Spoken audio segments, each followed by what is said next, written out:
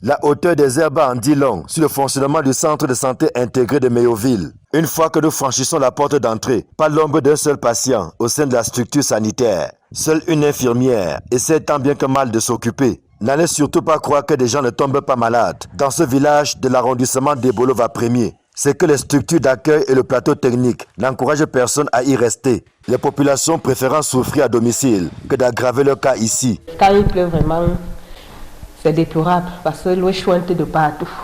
Partout, comme vous voyez là. La toiture est déjà presque pourrie. Actuellement, nous avons un court-circuit. Chaque fois qu'on met les ampoules, ça ne fait pas 2 jours, ça se grille. Et nous sommes obligés de rester dans le noir.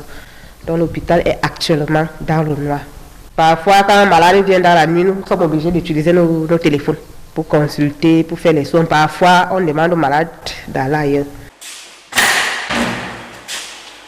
La visite des différents compartiments confirme effectivement que le centre de santé intégré de Méoville est un grand malade qui a plus que jamais besoin d'une prise en charge totale et complète. C'est un centre de santé intégré, mais c'est de nom.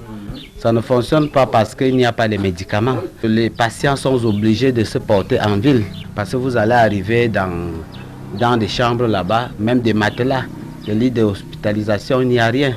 Donc c'est juste un centre et le centre même est gâté. Nous avons un problème de matériel, un problème de médicaments même. La pharmacie est vide. Nous avons un problème de lits d'hospitalisation. S'il faut hospitaliser quelqu'un, le malade peut se coucher sur ses lits. Vous allez voir l'état des lits même. Quand on consulte, on voit que le malade ne peut pas rester. On le renvoie à la maison et il revient faire les soins. Un état de besoin a été fait et adressé aussi bien aux autorités sanitaires de la région du Sud qu'à la mairie d'Ebolova-Premier. En dehors de quelques descentes sur le site pour évaluer l'ampleur du travail à faire, aucun autre soin n'a été administré à ce patient d'un autre genre. Le maire a dit qu'il va faire quelque chose. Les experts sont arrivés, je crois, 2 ou 3 fois déjà pour faire l'évaluation du bâtiment.